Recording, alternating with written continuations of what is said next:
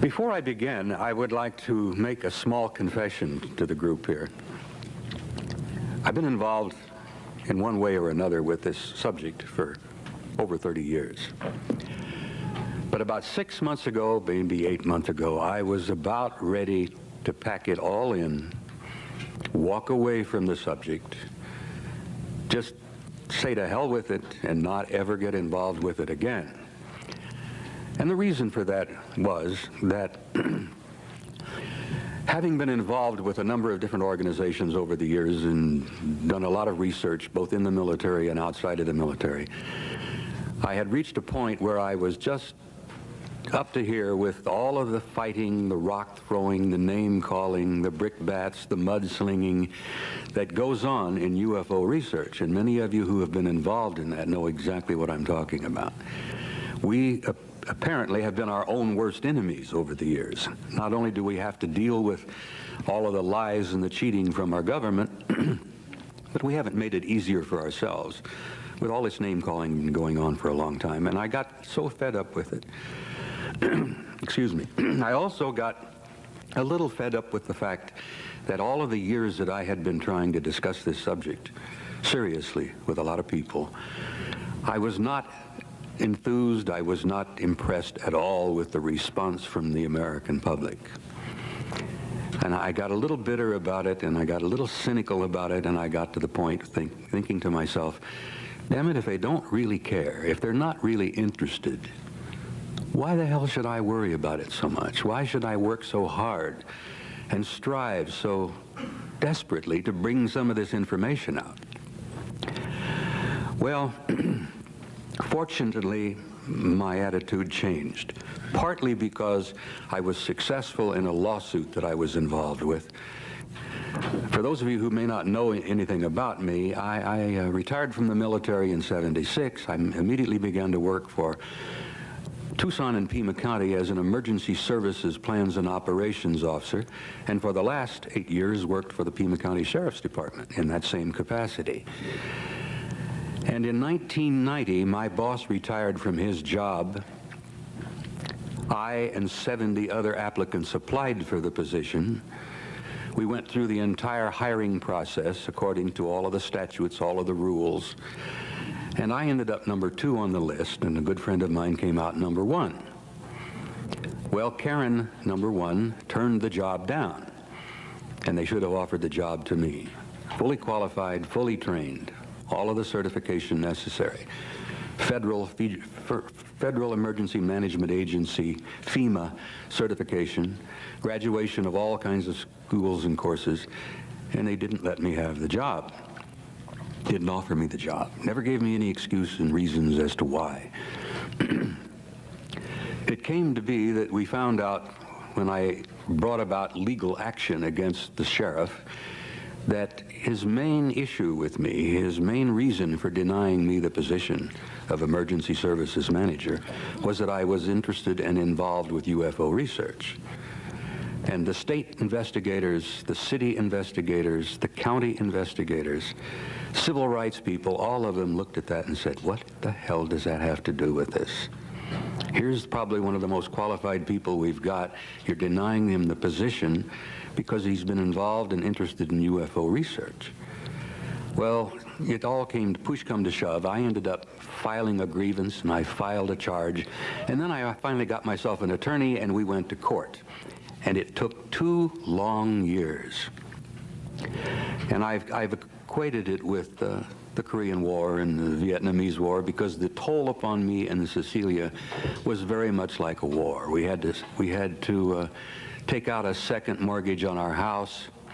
We had to borrow money to hire a good attorney to sue the Pima County Sheriff, who was the chief law enforcement officer in Tucson and Pima County, for violating the law. Well, just to summarize quickly, I don't want to go into that. It's all over with now. It took 2 years. It took over $31,000 of our money to bring this guy under the legal system in Tucson and Pima County to the courts. 1 week before a jury trial, the sheriff decided to settle out of court. After 2 full years of pure hell, we won the case. We got the job, we got the back pay, we got the retirement, and we also got a relatively comfortable amount of money. Well, we got $100,000, which was tort damage money, which I must tell you is tax-free. So the 2 years of pure hell we went through, and having mortgaged our house, we did come out of it all right. We survived it. And the fact that I became somewhat of a celebrity here in this issue, because I think I'm the only one that I know of who has successfully sued anybody on the issue of UFOs. And a number of people all over the country, in MUFON, CUFOS, and friends of mine all over the United States, were following this whole thing very closely.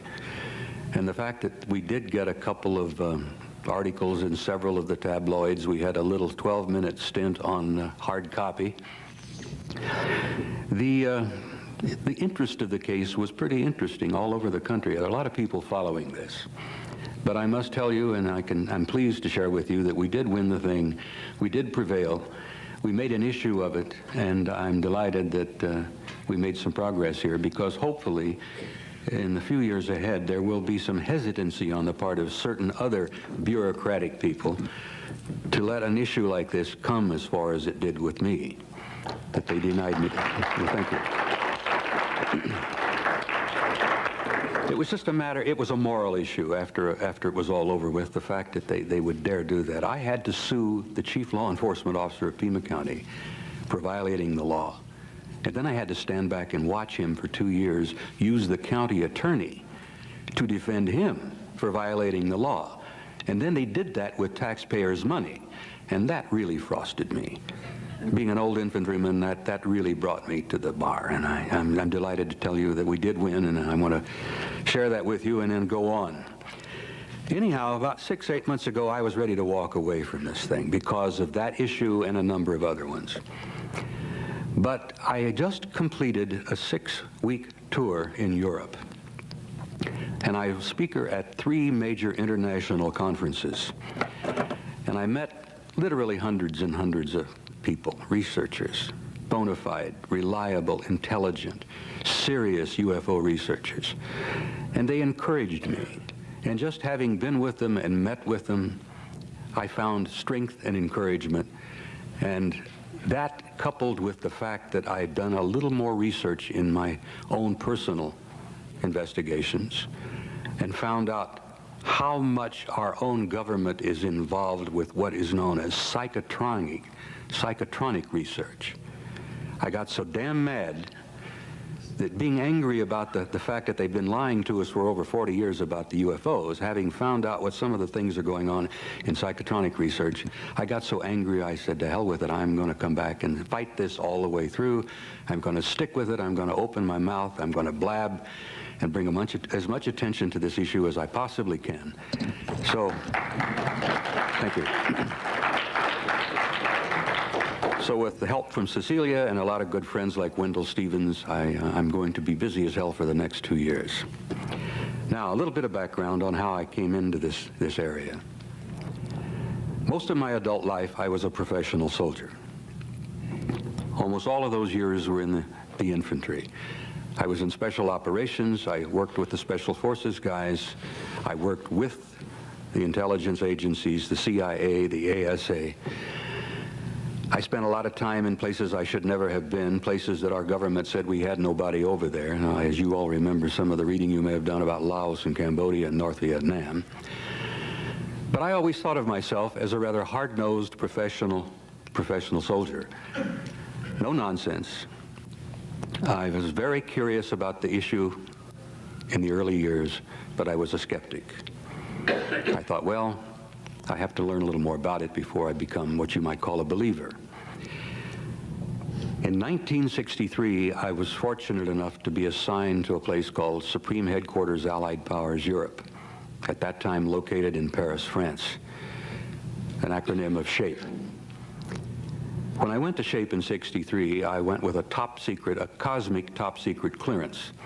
Cosmic top secret at the time was the highest level of clearance access in the NATO forces in SHAPE at all. And I understand it still is. It's the highest possible in NATO. And I was assigned to SHAPE headquarters in Roquencourt, right outside of Paris. When my first assignment was in Operations Division, a place we called SHOC, Supreme Headquarters Operations Center. And I became aware in 1963 of a study that had been initiated in 1961, a NATO SHAPE military study that Air Marshal Sir Thomas Pike, who was the Deputy Supreme Allied Commander in Europe under my boss, General Lyman Lemnitzer, had initiated a study in 1961 to determine just what in the hell was going on with the UFO matter. In the 50s and the early 60s, case after case after case involving large circular metallic objects flying in formations, obviously under intelligent control, flying over Central Europe, coming out of the Soviet zone, over the Warsaw Pact, coming over Germany, over France, turning north over the Channel, disappearing off of our radar over the Norwegian Sea. And in a number of cases, at least 3 cases that I know of personally, we and the Soviets almost went to war with each other over these objects.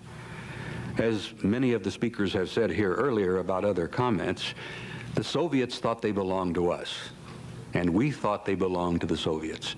And in one case in particular, in February of 1961, we literally almost started shooting at each other. Well, Air Marshal Pike was so frustrated about the fact that he was unable to get any information about these objects from either London or Washington at that time, because everything that London and Washington would send to SHAPE headquarters went directly to the KGB in Moscow. We found out about this because there was an enormous French spy ring existing in Paris at that time.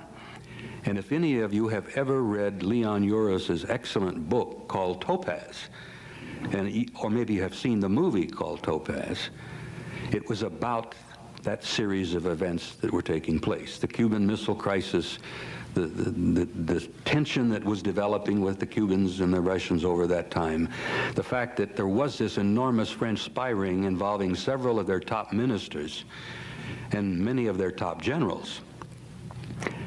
And everything that Washington or London would give us went directly to KGB, and in many cases they got it before we did. So that's why Pike was unable to get any information at all from either major headquarters or capital on the UFO matter. The UFOs were all over Europe at that time. Well, they were before, and they still are even today. This is a worldwide phenomenon, and it's going on continually. But the military were becoming quite interested and concerned in the 60s about this, particularly when we and the Soviets almost started fighting over it. So the Air Marshal established a study in '61 that lasted for 3 years. I learned about it when I was assigned there, and I saw it when it was published in 1964. It was a military study called an assessment. It has since been called the assessment, and its subtitle was an evaluation of a possible military threat to Allied forces in Europe. This was probably the most in-depth study, the most complete study that I have ever seen. Some of the top minds in Europe at some of the top universities, some of the top military people all over the Western Alliance worked on this study to try to determine what the UFO issue was all about. Is there a threat involved? If there is, what are we going to do about it? What possibly could we do about it? And once this thing was published, and it was published only in 15 copies, cosmic top secret, and because I was working in the SHOC, I had a chance to read it. I must be frank with you and tell you that having seen this thing and studied it, it literally has changed my life. The curious skeptic stopped being skeptical because it dawned on me for the first time in my life that this was serious business and this was real, and it literally turned my life around. So I will share with you a few things that I learned while I was involved with this. And I must tell you something else. I have to confess this. I do it every time. By sharing some of this information with you, I am in the process of violating my national security oath. Now, I want you to know, particularly those of you who may be retired military in the room here, and I think there's several, I was a loyal Cold Warrior for almost all of my years in the military. I believe in my country. I believe in my Constitution. I was willing to die for it. I still feel that way. I did not lightly decide to violate my national security oath after a great deal of thought and a great deal of consideration and evaluation. I have been violating my national security oath on this issue, the issue of UFOs, the issue of this assessment with people, because I consider this to be, beyond any doubt, the major issue of our time. And when I've concluded my presentation today, I hope you will understand, and hopefully you will agree with me, that what we are addressing here and dealing with is indeed the major issue of our time. It goes beyond the Soviet dissolution of the Soviet Union. It goes beyond the Cold War. It goes beyond politics, the recent election. It goes beyond the famines, the revolutions, the terror in Yugoslavia. It goes beyond any major human problem that we are currently dealing with on this planet, because this problem has been with us for thousands of years and is indeed the major issue of our time. And I hope you will agree with me when I'm finished as to why.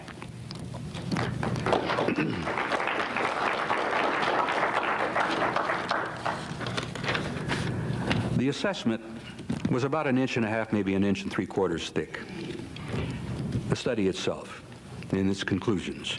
It was supported by approximately 8 inches of annexes, supporting documents, supporting studies, supporting research. There were annexes on radar and electromagnetic effects. There was an annex on optical and light analysis, a beautiful annex on photographic and holographic analysis. There was historical research and evidence. They went to some of the top people in England at Oxford and Cambridge on the historical evidence. There was metallurgical and technical analysis. There were atmospheric physics studies, biological analysis, and autopsies.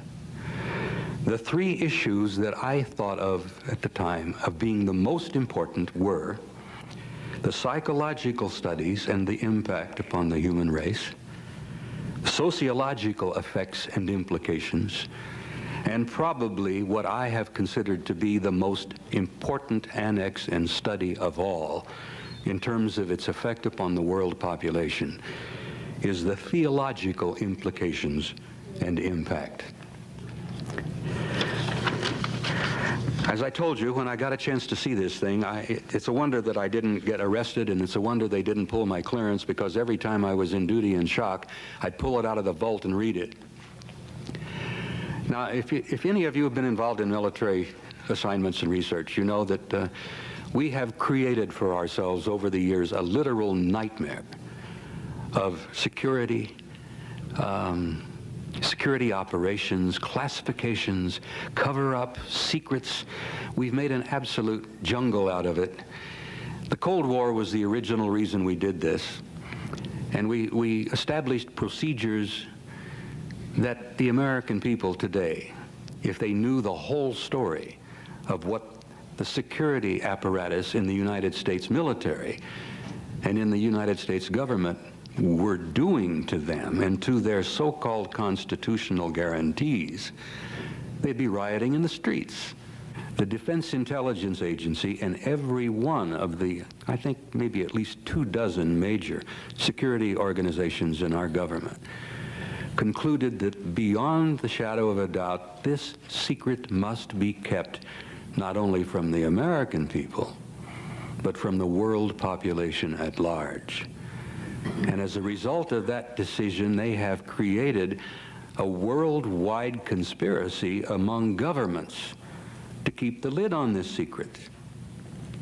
Now, let me share with you what some of the 4 major conclusions of the assessment were in 1964, and consider those bits of information with what you've already learned in your own research and studies, and what's been brought out in films and UFO conferences over the last 10, 15 years. In 1964, they had determined, at least this is in the NATO study, and I know for a fact that this is the conclusions that had been reached by our own military as early as 1949. Number 1, the planet Earth is and has been the subject of an extensive, massive, a very thorough and detailed study by several extraterrestrial civilizations. Now that's an attention getter in itself. Number 2, these civilizations have demonstrated an extremely advanced technology, possibly hundreds or even thousands of years beyond our own. It gets better. There seems to be a process or a plan of some kind unfolding. The studies indicated and demonstrated that a development of some kind of program was underway. Evidence collected indicated that the program has been going on for a very long time, possibly hundreds or even thousands of years. And some of my associates, research fellows, and I have concluded it's probably been going on longer than that.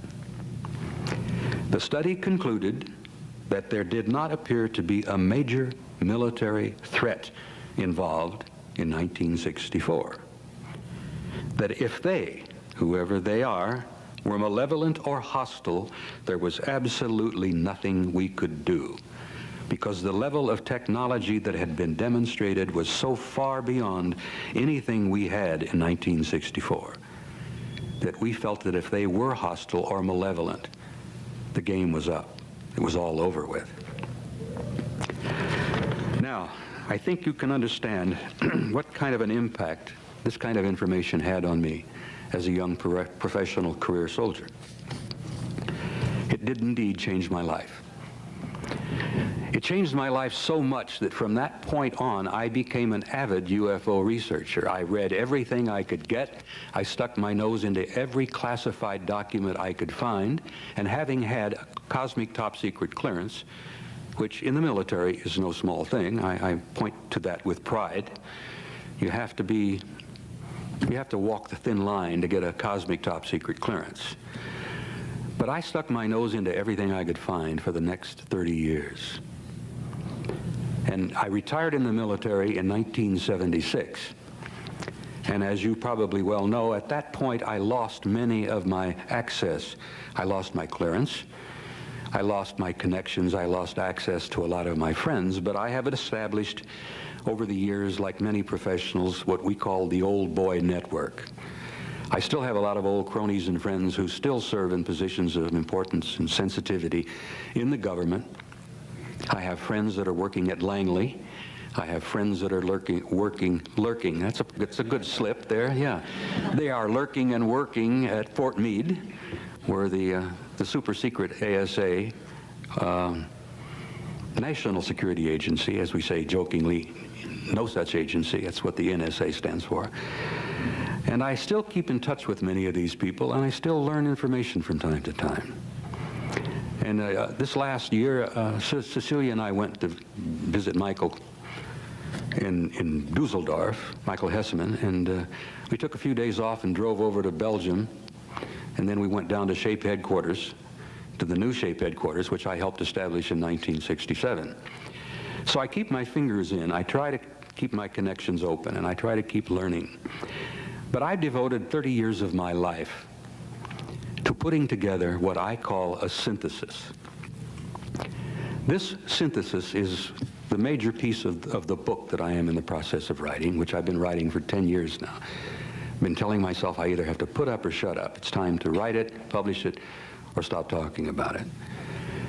I have made a synthesis over the years, and you all know, I'm sure, what that word means. It means bringing together an extreme variety of assorted pieces and bits of information from all kinds of sources. And it was what I was trained to do in the military, to sift, to evaluate, to consider, to review, and try to come up with a conclusion of what's going on. My 30-year synthesis, which I hope to publish later this summer, this coming year, I have reached conclusions that many of my friends consider earth-shaking. Many of my deeply religious fundamentalist friends say, I am doing the work of the devil. But I want you to share with me what I have concluded, not only from the study in 1964, the assessment, but what I have learned or what I have concluded to be happening in the 30 years since. Now, I want you to bear in mind that I am not proselytizing here. I'm not on a crusade, and I'm not trying to change your lives. I'm simply trying to stimulate your curiosity and intelligence enough to do your own research. I have always considered to be curiosity as one of the primary requirements for intelligence. The higher level of intelligence, the more curious you are. It was one of the reasons why I became so depressed over the years when the average American out there didn't seem to really be interested that much in what we were talking about. And I got a little depressed about it. But I've gone beyond that now. Anyhow, I must tell you that I have reached some conclusions that I must tell you I share with people who I respect. Many of you are aware, I'm sure, of the monumental work that Zecharia Sitchin has done. The incredible books that he's written called The Earth Chronicles, The 12th Planet, The Stairway to Heaven, and 3 or 4 others.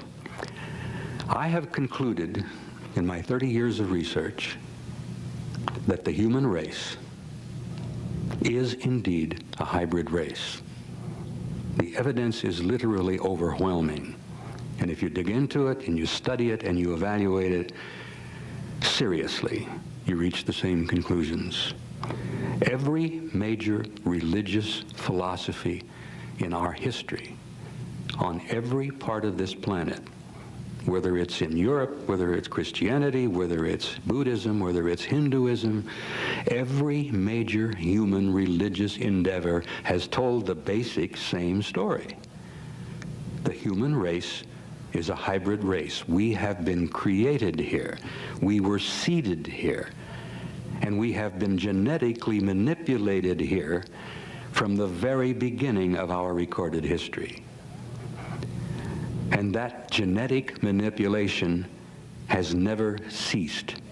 It is still going on, as Cecilia likes to say, even as we speak. So, I reached that conclusion, and I will not argue with anybody about it. I simply say to you, look at the evidence. I am a student of history. I studied theology. I studied philosophy.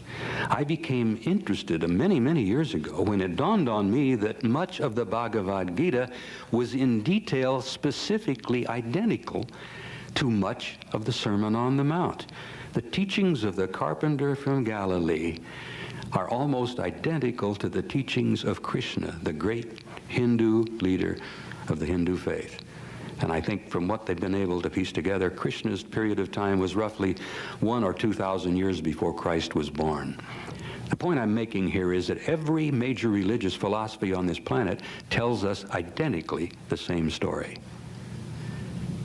And you have to look at the evidence to see it. I will just quickly touch upon the fact, and in chapter 6, I think, in the book of Genesis, there are people, there are entities. In the old Hebrew, they called them Elohim. It's a translation roughly meaning those who came down from above. It was mistranslated over the years as the sons of the gods.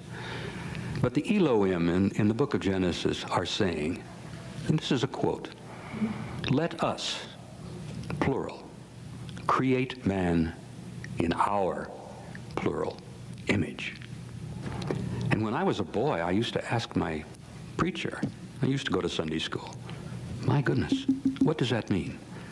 And it was amazing how many times most of the preachers would say, we'll discuss that later. Or they didn't have an answer for you. I always wondered about that passage in the book of Genesis. Let us create man in our image. Who are they? Who are the plurals? You know, I was told by the preacher that we were all created by God. Well, I began digging and digging and digging, and I was a very nasty little student. I never accepted a lot of their answers. And I have to share this quickly with you. My wife was also thrown out of the church a few years ago for taking on the Vatican and the Catholic hierarchy about the same kind of issues. And I'm very proud of her for that. Anyhow, where am I here? All right, the human race is a hybrid. We have been seeded here. The evidence is overwhelming, and I refer you to Sitchin's work. And in my book, which is coming out this summer, I have about a 10-page bibliography of other works that you can research and find out what I'm talking to you about. Apparently, this seems to be what has happened. Several 100,000 years ago, an intelligent race from somewhere else out there came by the planet, knew of the planet, stopped at the planet, and found a developing form of life here. Now, there are theories that the original seeding itself was done by an intelligent race from other places.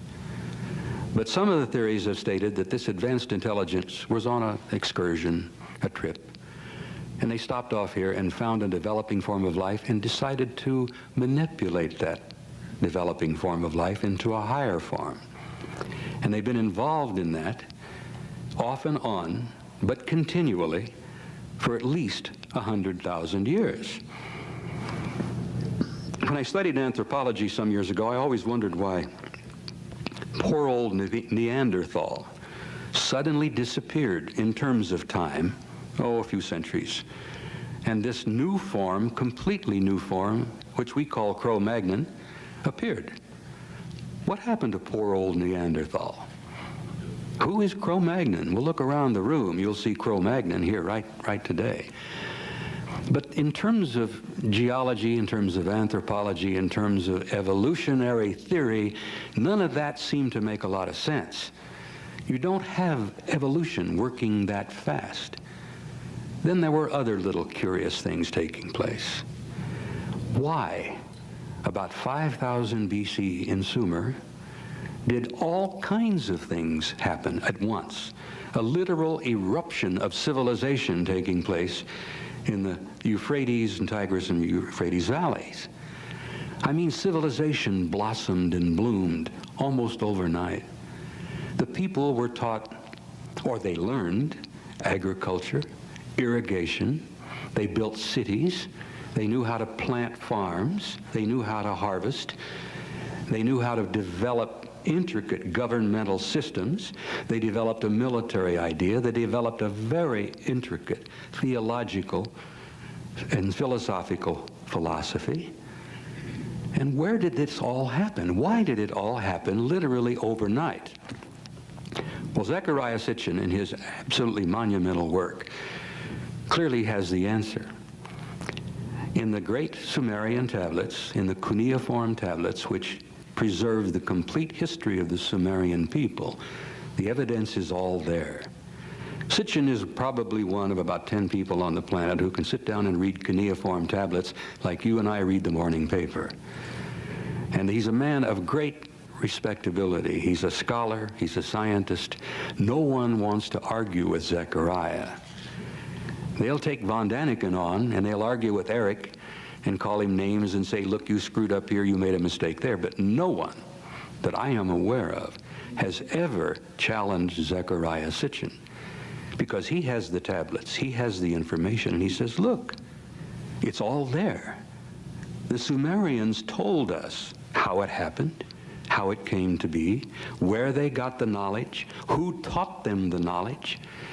And this fits, and I tell you it does, fit perfectly with every other story, myth, legend, history of every people on this entire planet.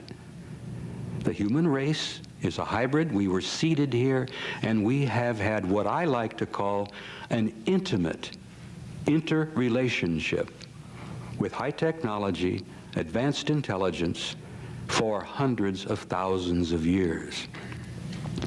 Now, the crucial thing is that it's still going on. It hasn't stopped. They are still involved. And the big question has been for many of us is, who the hell are they and what are they doing with us? Which ties in perfectly with the ancient philosophical questions that each and every one of us has asked. Who are we? Who are we? How did we come to be here? What are we here for? And where are we going? And this is, if you remember from your own teachings, education, in school or church, the basic questions that human beings have been asking since the beginning of time. Who are we? Why are we here? And where are we going? And now in the last 25, maybe 50 years, enough people on this planet have seen enough evidence. They have had literally some of the facts and some of the evidence rubbed on their nose. And the world, the people of the planet, are slowly beginning to pay attention. And that, to me, is the part, the gratifying part, which has kept me involved in this and kept me committed in my small way to bring some of this information out. Not to preach to you, not to have a crusade of any kind, but simply to tell you that you are a special species. The carpenter from Galilee tried to explain it. Krishna tried to explain it. Muhammad tried to tell the story.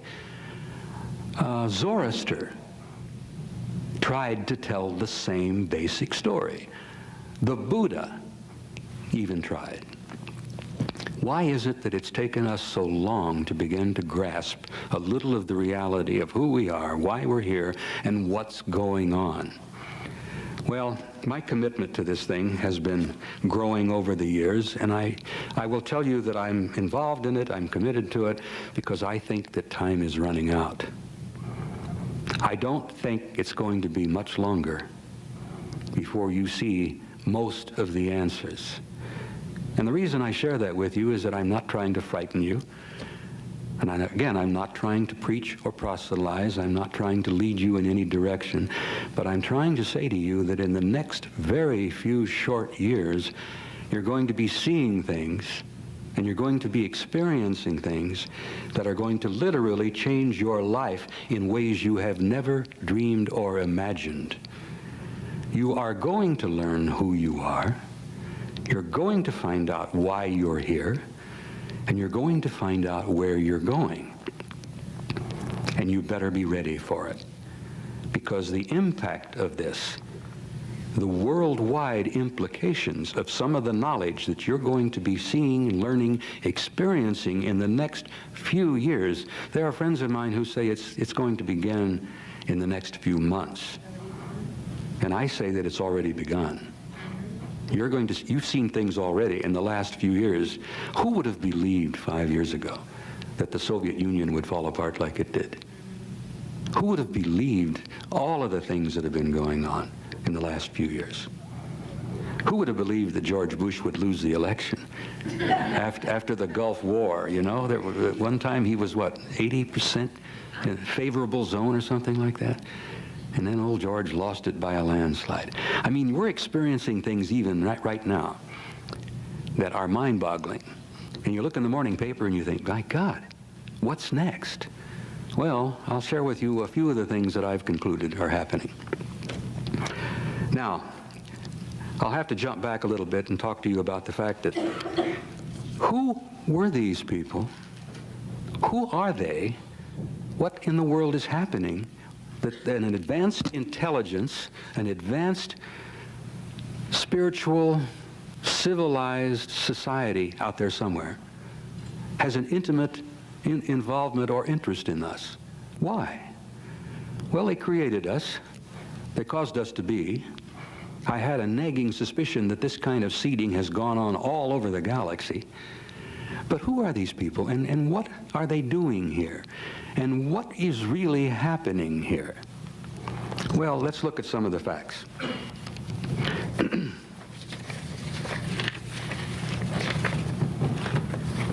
I got so much material here, I have to apologize with you. I could go on for about 4 or 5 hours, and I've done that a time or two. I think I talked for 3.5 in Dallas. When I left the service in 1976, the United States government knew for a fact that there were 4 separate, highly developed, high-technology extraterrestrial civilizations intimately involved with us. 4. Now, that was in 1976. That was a modest evaluation, we have learned. We have learned over the years that there is probably 50 or more, and some estimates have carried it up to 100. And I've heard Wendell discuss, he said, my God, some of the facts and the stuff I've heard, we may be being visited by thousands of people out there. Different groups from different places. That the universe is literally teeming with intelligent life. And that we are not, at the moment, a part of it. Here we are on a little third-rate planet circling around a second-rate sun on the edge of our own galaxy. And you know how many years we've been thinking to ourselves that we are God's prime creation. We're it. There's nothing else. You know, just a few short years ago, we thought that the universe, the solar system, all of it circled around the planet Earth. They even burned a couple of good men. Bruno was put to the stake because he insisted that the Earth went around the sun. And I understand just recently that the Vatican has just now reprieved him, or what did they call it? They have exonerated him. They've looked at the trial and said, well, gee, we screwed that one up. Poor old Bruno was right, and we're sorry. Well, I'm sure Bruno appreciates that now. What, 400 years, is it? 300 at least. Galileo recanted just to save his life, but Galileo knew the truth. He was recently rehabilitated by the church. Was he really? Yes. Wonderful. I'm delighted. I'm sure Galileo appreciates that. Anyhow, I throw this out just as a little bit of humor here to show you how slowly it's been, how many years it's taken us to work our way out of some of these primitive views. And I have something to share with you here to show you that not all of us have reached that level yet. A shocking thing happened to me just recently. Anyhow, in 1976, we knew of 4. Friends of mine in Langley have told me that we know of at least a dozen, perhaps 20. The estimates that I learned in Europe from people who've been deeply involved and bona fide researchers say it's well over 100 that are here, that are coming and going. Now, some of them are not coming and going. Some of them are here and have been here and are staying here. In 1976, we knew, and this is one of the things that really upset the generals, we knew that one of those groups looked exactly like we do. I mean exactly. They could put on a coat and a tie, a dress, a suit, sit next to you in a restaurant, sit next to you in an airplane, and you would never know. You would never know. And if you don't think that bothered the professional military people who are primarily paranoid, because we're trained to be. And I tell you from my own experience, we were trained to be paranoid.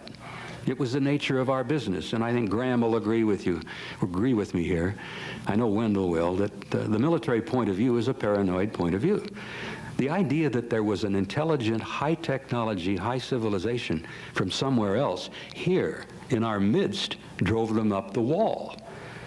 To consider that somebody could be walking up and down the corridors of SHAPE headquarters who was not literally human, or could be walking up and down the corridors of the Pentagon, or, God forbid, in the White House, or 10 Downing Street. Oh my God, this nightmare went on and on and on. They looked exactly like we do. And some of the government contacts that have taken place where we have spoken with them has purposely proven that. I mean, beyond a doubt. Some of them can put on a military uniform, and you'll never know. That drove the generals crazy. It affected a 4-star Air Force general that I knew in 1964 so badly that he ended up putting in for retirement not too long after that. The air deputy was named Robert Lee. He worked for General Lemnitzer. He was the U.S. Air Force Air Deputy in 1964. He'd been an old friend of Curtis LeMay's. They chewed cigars. They went to school together. LeMay, as you remember, was the commanding general of the Strategic Air Command. Well, Bob Lee was a fine soldier, a fine military airman, highly decorated, highly respected. And when he read this assessment, his aide told me that the old man sat down, threw his hat across the room and said, "Good God, do you know what this means? Just think for a moment. Everything we've got, our missiles, our satellites, our rockets, our planes, the hydrogen bomb, everything we have that we point with pride means nothing." And it was a shock to the old man. It really affected him badly. He wasn't ready for it. And he literally did put in for retirement not long after that. The psychological effect on him was horrendous. But now consider for a moment that we've got intelligences. We have high technology, advanced intelligences coming and going, some of them staying here, in our midst, being intimately involved with an interrelationship with us for not only hundreds but thousands of years. My God, can you consider the implications? How do you, as an elected government, go out on TV someday and tell the people that this is what we have concluded? Now, for many years, I was impatient as hell about my government's refusal to address the issue and share it with us. The reason I got angry about it is that you guys are the ones who are paying the bills. You're paying for the programs. You're paying for this enormous project over here at Groom Lake, just a few miles away. If you knew how much you were paying for that, you'd have a fit. If you knew what they were doing with your money. They're spending $50 billion of your tax money every year under black projects. Programs where they do not have to go to Congress to explain where that money is going. $50 billion a year. It jumped from 35 to 40 to 45, and now it's 50. My God, look at the national debt. How much longer are we going to be able to put up with that? Anyhow, forgive me for rambling a bit. I jump around from one subject to another here, but I hope to be able to maintain some kind of a point here and some kind of a purpose of what I'm trying to say to you. A question came up yesterday. A lady in the back asked about what's been happening over Los Angeles lately. With a rumbling sound, the seismometers have been going off. People are looking up. They're thinking they're in an earthquake. Well, that is a program that you've paid for called Aurora. It's a high-tech aircraft that's not very practical. It guzzles fuel like you wouldn't believe. It makes noise. My God, it makes so much noise it has to fly at 80,000 feet to keep from popping people's eardrums. Oh, it does indeed go 8,000 to 10,000 miles an hour. And yes, indeed, it can go into orbit and come back down again.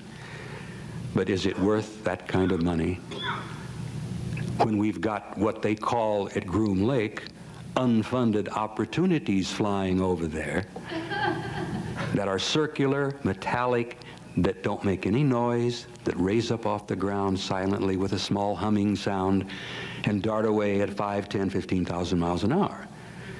Ladies and gentlemen, you not only have been taken to the cleaners, you've made a couple of round trips.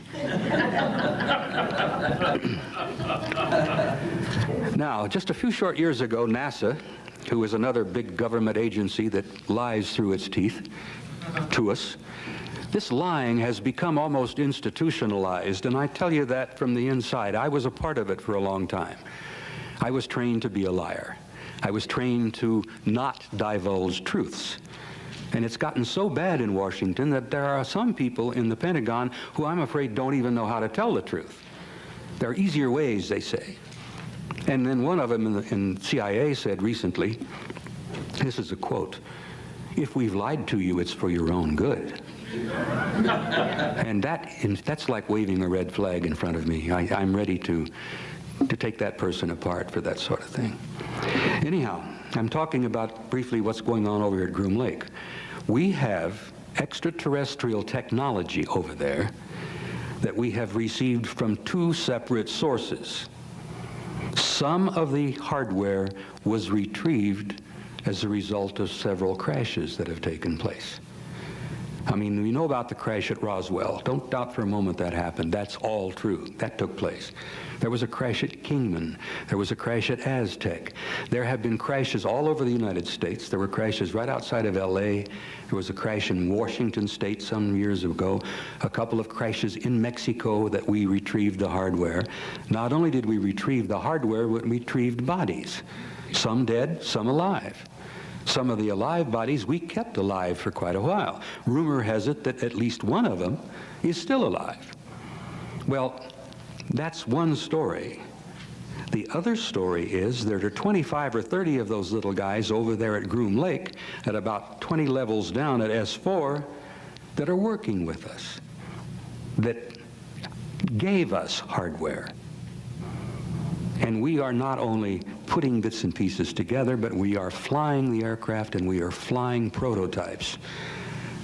When NBC went over there here just a few months back, I don't remember the exact date, they were doing a little follow-up story on the Aurora because people were wondering what the hell was shaking LA every Thursday at 7 in the morning. And they sent a team over there. Well, they didn't get any pictures of the Aurora because the Aurora doesn't fly out of Groom Lake. It flies out of another base about 100 miles northwest of Groom Lake, beyond Tonopah. But what they did while they were over there is they got some incredible pictures, and the NBC reporter with this camera set up there says, my God, what we seem to be seeing here is something that apparently is violating all of the known laws of physics, like a UFO. And there that little Gomer is on the film, circular. The blow-up showed it to be somewhat metallic. And there it is, coming up and hovering, darting around, going back down, darting off at a very high rate of speed, coming back, doing all kinds of things that traditional aircraft can't do. So over there at your $50 billion Skunk Works, we have hardware that's flying. Apparently we do have a relationship with one alien group over there. Rumors that I have heard from reliable people that I trust indicate that we now have a relationship with at least 3 different groups. Not only the one that looks like us, but the big-nosed guys and the little grays. And this thing gets curiouser and curiouser, as Alice in Wonderland said. What is our government up to? What kind of involvement do they really have with alien intelligence? And why is it important that we pay attention and try to get a handle on what's going on here? Now, I'm going to tell you that I feel that within the next few months, there's going to be a major flap. I've shared this with Don, a few other people. I've been putting bits and pieces of information together from a variety of sources, and I think we're going to have a major UFO flap in this country, probably in the southwest. Very much like the Belgian flap and very much like the Hudson Valley affair a few years ago, where we're going to be seeing large triangular-shaped, boomerang-shaped, massive objects 300 and 500 feet across, slowly flying across the skies of the American Southwest at low altitude with no noise, and these objects are going to be enormous, and they're going to be flying in daylight, not at night, in daylight, and you're going to be seeing them. And then right after that, your government, the one you love and trust, is going to say, we have some information to share with you. And they're going to tell you a little bit about why they've lied to you for so much, for so long, and how they tried to protect you because they determined that you were not able or ready to deal with this information. Well, I disagree with that. I strongly and violently disagree with that. We're not sheep. They're treating us like that, but we're not. We're the sheep that are paying the damn bills. We have a right to know these things, and ladies and gentlemen, to use a military term, we have a need to know. Not only do we have a right to know because we're paying for much of it, but we have a need to know because the things that are going to be happening that are going to change your life and change your world in a way that you will never imagine are going to be happening soon. I say very soon. I hate to be a prophet. I hate to say it's going to happen like some of the fundamentalists, whatever They call it the rapture or something. No, I can't, I won't get into that.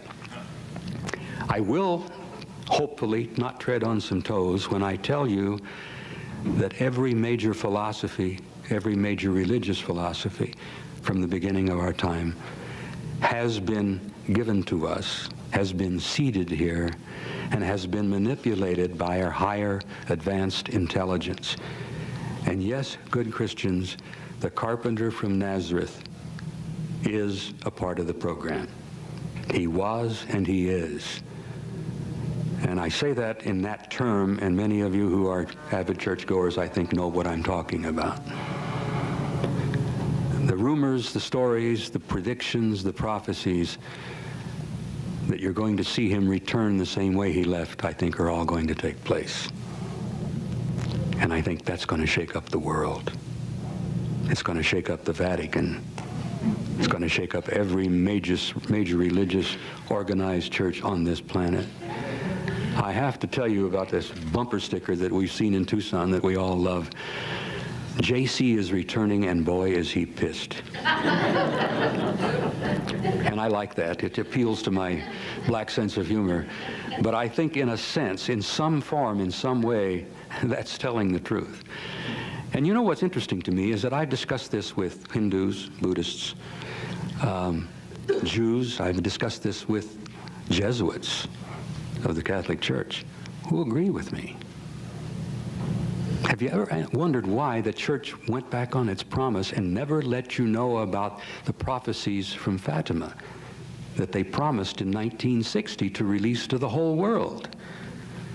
Now, I don't know how many of you in the room may be good Catholics, and I'm not trying not to hurt your feelings, but if you are, your church let you down in 1960 because the Pope looked at him and says, oh, no way. Are we going to let this out? Why? Because the predictions from the little girls, from the beautiful lady at Fatima, were basically what I'm talking to you about right now. The events that are going to be taking place, the earth-shaking things that are going to be happening, that are going to change your life and change your view of the world and the universe more than you've ever grasped. Ladies and gentlemen, you are, and I say this with certainty, and those of you who've done your own homework know that I'm speaking the truth. You are immortal beings. What is sitting in those chairs out there are indeed containers, temporary suits of clothes. That you essentially are an immortal, intelligent life form, an energy life form that does not die. And this is going to be brought out and be made clearly as a fact. It's been the primary teaching of every major religion from the beginning of time. What amazes me is how most people don't even believe it. Most good church people don't grasp that they are indeed an immortal soul. Spirit, entity, call it whatever you like. You will live forever. And I'm convinced that you've been here before many, many times, and you'll probably come back again. But the things that are going to be happening to you in the next few short years, it's imperative that you be prepared for it. Because the rapture will happen, but it's not going to be like the fundamentalists think. It's not going to be like that at all. It's going to scare the hell out of them.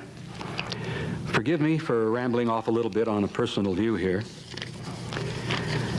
I think that we are going to be suffering and enduring some experiences here very shortly, and they've already begun. We're going to see cataclysmic occurrences here on the planet. The old mother planet here has just about had enough. You're going to see earthquakes, you're going to see volcanoes more and more and more. You're going to see tidal waves, you're going to see hurricanes that are going to literally obliterate large cities along the coasts. You're going to have cases where the cities will disappear beneath the sea. And as Casey said, you're going to have some more cases where cities are going to come up from the bottom of the sea that we haven't seen for 12,000 years. The world is going to suffer and endure some pretty horrible cataclysms very, very soon. But that's only part of the story.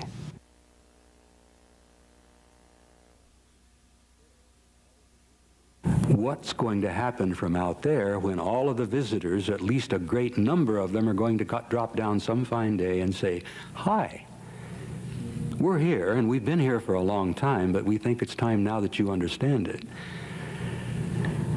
Every major serious researcher in this field has reached these same conclusions, and I'm pleased to find one of the most respected lady that I admire, by the name of Edith Fiore, sitting in the audience right here, who's written some of the most beautiful studies and books that's brought some of this information out.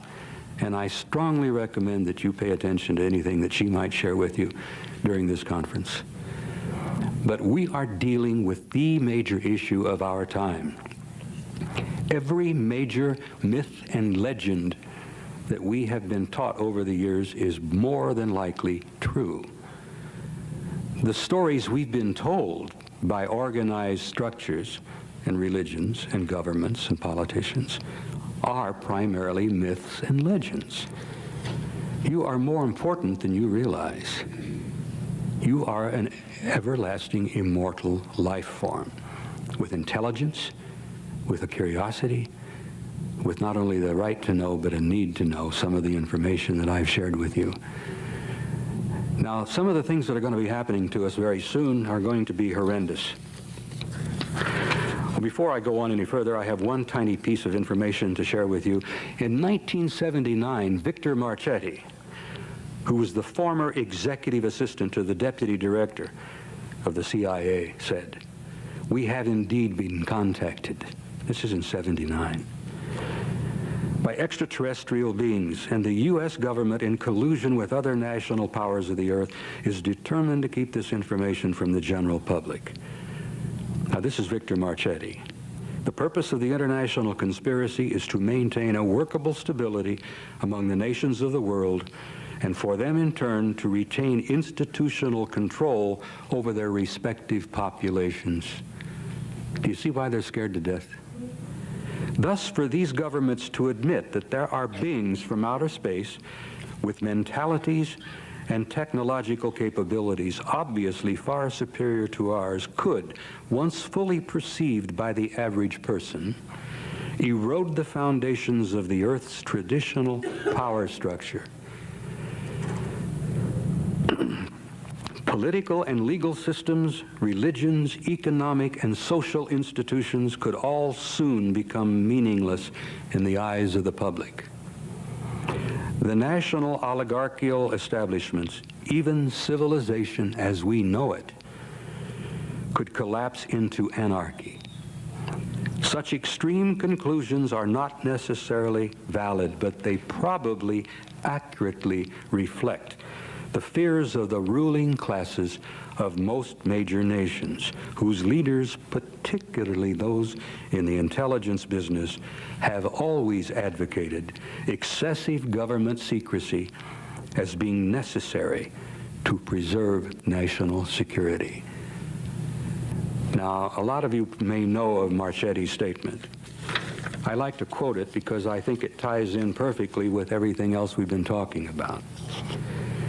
"The reason they have kept the lid on it for so long was not just the Cold War. The reason they've kept the lid on it is because once they realized themselves the full implications of what was happening, not one group, not four groups, not even a dozen separate groups, but we got hundreds of advanced intelligences here, intimately involved with us, having an intimate interrelationship with the entire human population of this planet. How do your governments tell you that? How do they say, first of all, we've been lying to you for 40 years. Secondly, what's going to happen you can't deal with? I understand their problem, but I don't have that much sympathy for them, because they've created their own nightmare, and if they had shared some of this information with us openly and fairly, slowly and gently over the years, most of us would be more than ready to deal with it and take our places with them in dealing with this realization and this reality. I'm old-fashioned, people. I believe in my Constitution, and I believe that the American people are sovereign. That's what the hell this was all about 200 years ago. We are supposed to be sovereign. We run the government. We make the decisions. We select our leaders. They are answerable to us. Well, they've forgotten that. Most of the people in the intelligence business were never elected. No one decided to give them these jobs. Most of them were appointed. Most of them have been there for years and years and years. And Bob Gates is still trying to hold on, although I don't think he's going to make it at the CIA. I think January is going to see some changes there. But what I have said in bits and pieces in rambling over the last hour, covering an enormous amount of information, and I apologize to you for the fragmentary way that I allowed you to have it and shared it with you. You have got to take the responsibility yourselves to inform yourselves, to become knowledgeable about what's happening, because when the events that I'm telling you about start to happen more and more and more, you better be ready for it. Some years ago, a good man, a dear man, who was the chairman of the Department of Atmospheric Physics at the University of Arizona, a gentleman by the name of Jim McDonald, who's no longer with us, one of the most brilliant researchers in UFO research that I've ever known. He said simply and bluntly, if you're not concerned and you're not interested in this subject, you're simply uninformed.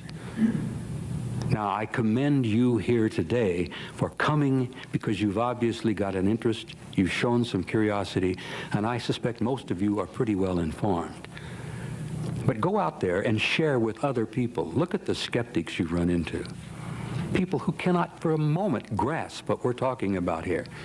We're dealing with a new world that's going to be taking place very soon here, that's going to change our lives and our planet beyond anything we've ever dreamed. Now, I would like to conclude with two things. I would like to share my personal view with you and tell you that a door is indeed being opened for the human race. A time has come, which is the title of my book, forgive me for that. A time has come where we are reaching the end of a cycle. And the intelligent, civilized, advanced, thoughtful, caring, knowledgeable, compassionate human being is facing a future. A door is being opened for them to an infinite reality out there. And we have got to be prepared to go through that door. And we're not ready yet. NASA decided just a few short years ago, from estimates mind you, that there are 400 billion stars in our galaxy alone. Now, you know what our galaxy's like, that big spinning wheel. Looks like a lot the Andromeda galaxy. Beyond that, they said that they roughly have an estimate that there are 400 billion galaxies in the known universe. And I like to share with you that the only people I know who can deal with those kind of numbers are the guys that deal with our national debt, the budgetary people back in Washington. But beyond those two figures of 400 billion stars and 400 billion galaxies, they have said at the modest minimum, we estimate that there are probably 100 million planets with intelligent life out there. And now, think about it for a moment. When I have my slideshow, and there won't be time here today, maybe some other time while this conference is on, I have photographs that are literally stunning, mind-boggling photographs taken through the great telescopes of those galaxies and those stars. 100 million planets with intelligent life. How many of those are well beyond us? Can you imagine what a planet with intelligence that's 1,000, 100,000, 1,000,000 years ahead of us in science? We would think of them as gods, would we not? If they come here and show themselves and interrelate with us, our ancestors did. They called them gods. And those guys out there aren't really wanting that. They don't want us to look upon them as gods. They want us to look upon them as fellow citizens in a vast, vast community of life. Now, we're going to have to be prepared to go through that door that's being opened for us. And what I'd like to point out to you is that we're going to go through that door together. One people from one planet with one future, or we're not going to go through that door at all. We are all the same. It doesn't depend what color we are. It doesn't make any difference what church we go to. It doesn't depend in any way on what language we speak. Every human being on this planet is an immortal life form, and we're going to have to reach that understanding. The garbage and the savagery in Yugoslavia of the ethnic cleansing has got to stop. The famines have got to stop. There's enough food on this planet to feed everybody.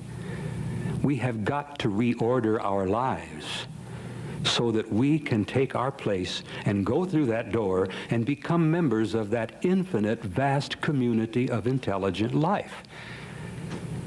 Now, that's my personal view. I would like to close by quoting a view from one of my great teachers, one of the people I admired the most as a great writer, Count Leo Tolstoy, some years back. He repeatedly made clear, this is one of his basic beliefs, that there is something in the human spirit that will survive and prevail, that there is a light that will not go out no matter how dark the world becomes. I believe that to be so. I know that to be the case. I'm glad to share that statement from Leo Tolstoy with you and tell you that that is my view as well. And I have a nagging suspicion that it's the same view of everybody in this room. Again, I ask your forgiveness and for allowing me to be up here and to ramble a bit and jump around here and there, because there's so damn much material, it's hard to know just how to get it out. But in conclusion, I would like to say I want to thank you for the time. I want to thank you for being here and sharing a few moments with me. And I would like to throw it open for any comments or questions. Yes? My question is that, well, in general, I'm frustrated by your speech. I think you're a great philosopher and a great prophet, but you told us that you worked between 64 and 76 for NATO under General Lyman Lemnitzer, sir. No. You didn't? I want to correct if I made a misstatement there. I worked at SHAPE headquarters from 1963 to 1967. Okay. And I left SHAPE. I helped move the headquarters from Rocancourt outside of Paris up to Brussels in 1967. You worked in SHAPE in general. And you had access to this paper, The Assessment of the Possible Threat to Military Position in Europe and so on, which changed your life. Tell us more about what was in this document. Violate National Security Act some more. Give us the goodies. What specific things did you find out? You're telling us the conclusions. That's great. What things, though, led you to these conclusions? What did you learn? To spill the beans. I know what you want, Eric. I know you want the whole nitty-gritty here, and I don't think there's really time to give it all out. I did not bring the... Let me make a point clear here. If I had copied the document, which I was tempted at one point to do, I'd have probably been now living at a place called Fort Leavenworth, Kansas, the Army Disciplinary Barracks, which is a top prison there. I did make notes, and I did rehearse, and I did study this thing. I couldn't put it down. It was filled with documents. It was filled with photographs. It was filled with incidents. Just to give you a few little incidents, there was a case involving a Danish farmer just outside the city of Aalborg in northern Denmark, where he and his wife were sitting down to dinner one evening. He heard a commotion in his pasture. He went to the door. I can just see him with the bib around his neck, with maybe a chicken bone in his hand, looking out the door, and he saw a silvery, disc-shaped object about 35 feet in diameter, about 10 feet thick, sitting in his pasture. As he stood there, a door opened, a ramp came down, and two human beings came down the ramp, smiled at him and his wife, raised their hands, and invited him aboard in perfect Danish. The old man went aboard. The wife is still standing there with her mouth hanging open. The ramp goes up, the door closes, off the object goes. It was gone for an hour. In the meantime, the hysterical housewife calls the local police, who calls the local military, and an hour later, there must be 50 or 100 people all milling around the house and in the pasture, and the object comes back, lands in the pasture, the door opens, the ramp comes down, and the old man comes down, just babbling with excitement about what he has seen, where he's been, what they told him. Well, needless to say, the military grabbed him, hauled him away, and debriefed him for about a week. One small incident. Another incident involving an airfield in northern Italy in 1963, the year I was assigned there. A young Italian Air Force sergeant guarding the runways at 3 in the morning, 2 days before Christmas. Colder than hell at that hour because this was just a few miles outside of Livorno, which is in northern Italy, at a NATO air base. An object comes down, lands on the runway, a door opens, a ramp comes down. 2 human beings, not little gray fellows, come down the ramp and in perfect Italian speak to the sergeant and invite him aboard. The kid was only 23. He said during the interrogation, during the debriefing, he said, "I was so scared I didn't know what to do." What was so sad is that he was so frightened, his bladder released, and he wet his pants. And he was so frightened he didn't go aboard. He didn't take an opportunity to go and take a trip with him. They smiled and waved and got back in the ship and left. Now, other incidents that have taken place are not quite so benign. A Turkish Air Force fighter with 2 crew members aboard in late 1963, before the document was published, were vectored toward a large metallic UFO a few miles outside of Izmir in Turkey. The Turks were and are members of the NATO alliance. They're members of SHAPE.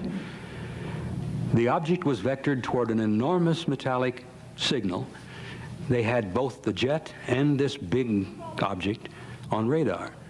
The two came together. It was one blip, no jet. And then the enormous object flies away. They looked for 2 weeks. They had a whole regiment of the Turkish army out because this happened over land. And they looked for 2 weeks and found not one piece of wreckage, nothing. No plane, no pilots, nothing. The plane's gone. As far as I know, it never came back. That the document was stuffed with stuff like that. There was a crash in northern Germany, which Michael Hesseman has expressed a lot of interest in, where he's really trying to dig into it and see what can be learned. This happened in, I think, 62. I've got my notes that indicate when this happened. A large 30-meter metallic disc crashed in northern Germany right near the Baltic. And when they got on board, the British Engineer Battalion that salvaged it found 12 small gray bodies. I've seen photographs of some of the autopsies. I've seen pictures of the bodies on the stretchers when they were taking them out of the machine. The British Engineer Battalion figured out how to get that enormous object, 30 meters, is over 90 feet. They took it apart like pieces of a pie and hauled them away on lowboys. That was in the study. The study was stuffed with information like that. The annexes that supported the conclusions of the main document. It goes on and on and on. And, you know, as I said, they knew back then that there were 4 different groups, and one looked like us. They knew the little grays were around. They knew there was one group of grays that were larger, that had large noses, like the ones that apparently landed at Holloman Air Force Base. And Air Force friends of mine told me that that's no joke. That really did happen, and they do have it on film. So I could go on and on and on this, but it's not, I must be honest with you and tell you that I have learned things over the years and concluded things, and as a result of my synthesis, that make these specific little stories and facts somewhat meaningless. Eric, I no longer collect photos, I no longer collect landing reports, I no longer collect landing imprints, I no longer interview people who had sightings. I'm interested in people who have been abducted. I'm interested in the mutilations. There are channelers that say these things. They don't have any basis. You do. We need to hear that basis. Eric, I'm working on that. This last trip to Europe, I spent almost a week with Timothy Good, and many of you who are UFO researchers know who Tim is. He's a most reputable, very reliable, very intelligent young man. Young, he's 50, but he's still young in my view. Tim has been working closely with me and a gentleman who is the last surviving 5-star admiral in the world, Admiral Sir Peter Hill Norton, who was Admiral of the Fleet He was the chief of the British Defense Staff for many, many years, which is the equivalent of what Colin Powell is now as the chairman of our Joint Chiefs. Admiral Hill Norton was chief of the British Defense Staff for many, many years, knew most of the top commanders, knew Lemnitzer, knows Goodpaster, who replaced Lemnitzer when Lemnitzer left SHAPE. And the Admiral and Tim are working closely with me to try to get some of these facts out. When the article appeared in the National Enquirer, one of the reporters went down to visit an old friend of mine, a retired French Army colonel who lives in the south of France by the name of Jean Favre Darcier. They got a hold of Colonel Darcier and they said, this guy Dean's made an incredible statement here. Is there anything to this? We know you worked with him, you knew you were a part of the headquarters with him, and the colonel said, yes, it's all true. I remember seeing the document. It read like science fiction, but it's all true. Then later, somebody from NATO visits Colonel Darcier, and the last time anyone spoke to him, he says, well, I'm an old man now. I'm 71. My memory is not quite so good. I think I remember it, but you know, I don't really want to tell you too much because it's been too many years. Well, this is not enough for the Admiral. Admiral Hill Norton, who's working closely with Tim, are really pushing on this thing because there are people all over Europe today who are still alive, including general officers who were there during the period of 63 to 67. So, Eric, we're trying hard to get it out. I do have some information. I do have some photographs. I do have some information which will be in my book. And I may end up going to jail, but that's all right, because if we can get them into a court, can you imagine the kind of attention this issue is going to bring about? Hopefully they're not going to be able to railroad my little buns off to Leavenworth without a hearing and without a trial. And if we can succeed in doing that, I will feel that my life has been halfway worthwhile. Go to jail, we'll get out there, and we'll sell them any copies. Good. But will you bring me a gift or two from time to time, you know? Okay. Thank you, Eric. Listen, we've gone through a lot of material, and I've rambled quite a bit, and I apologize for that. There's so damn much here that Bob could run a program for 2 weeks, literally. But I want to thank you for your time. It's been a pleasure for me, and thank you for listening, and I enjoyed it.